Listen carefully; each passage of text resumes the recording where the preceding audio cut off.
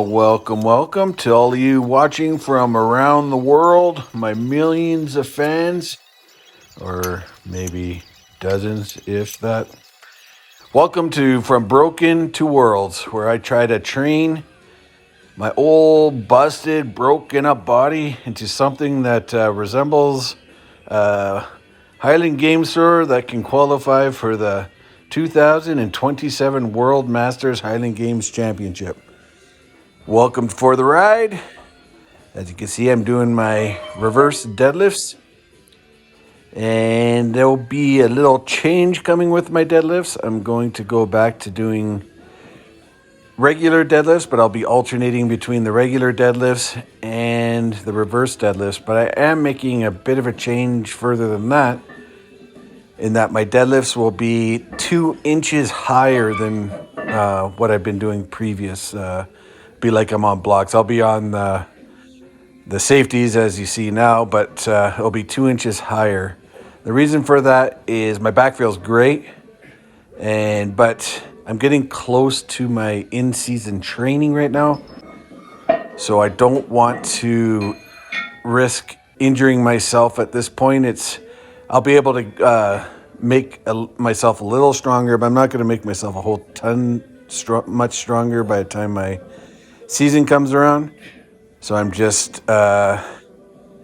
doing some close to full range of motion deadlifts, 2 inches higher obviously, but close to full range of motion. And I'm just doing that because I don't want to hurt myself, because that would be making me weaker for sure if I injure myself again. So yeah, that went well. So next time you'll see me doing my 2-inch elevated deadlifts next time I do deadlifts.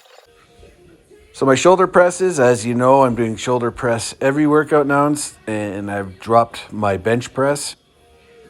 I've been getting to a weight where the bench press was starting to aggravate my right shoulder. I have an old injury from junior high, actually. I ripped some tendons in it, and so it's just something that I've had to deal with since then, and so not unexpected. Shoulder presses don't hurt my shoulders. The bench press does. So I'm going to continue with just doing shoulder presses. Doing some research on it. It's actually a better exercise that translates better into the Highland Games anyways. So it actually works out that just doing shoulder press is good. But what I'm going to do is I'm going to alternate between the 3x5s that you see today at 180, and then I'm going to go to 200 and do singles, and then the next time I'll do 182.5. So I'm only going to go up by 2.5 pounds per exposure, and move myself up slowly and see if I can get past the peak that I just was at, and see how that goes. And you'll be able to see the results of my experimentations on myself. So yeah, the shoulder presses went pretty good. It should. They were a bit later. I was doing, I can't remember, 190 or something like that for 5. Now I'm doing 180, so I'll slowly move myself up, and should work out pretty good. We'll see. One thing that happened, I don't know if you noticed while watching me doing my shoulder presses, is my wrist wrap kept unbuckling and kind of half falling off. It's very distracting when you're doing shoulder presses to have your equipment malfunctioning like that.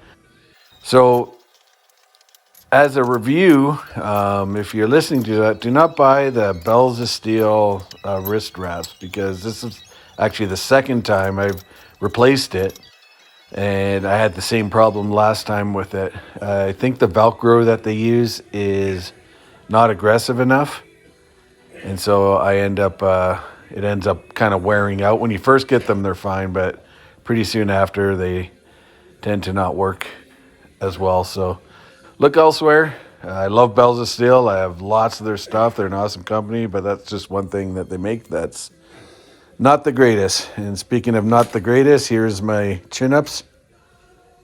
Not the greatest. But, you know, I don't have to be great at something to get benefits from doing something. So I'm at the second last band. So I have one band when I do 3x5s. When I able to accomplish that with this band, I'll go to the one lower band, and then it'll be free weights after that. I'm using my, speaking of bells of steel, their fat bar. I love this bar. This bar works out your forearms and your biceps, or whatever you happen to be lifting, what movement you're doing. But it's my favorite bicep bar because it works your grip strength at the same time. I supersetted this with my calf raises, but that was at the other side of the gym, and I didn't move the camera, so you can't see it. But this is my last set. You can see I was putting a little body English in this, because a little body language, because I had it a little too heavy. And so my form ain't great, but that's all right. Now I know where my limit is. All right, guys. Well, this is the end of my workout. Have a great day.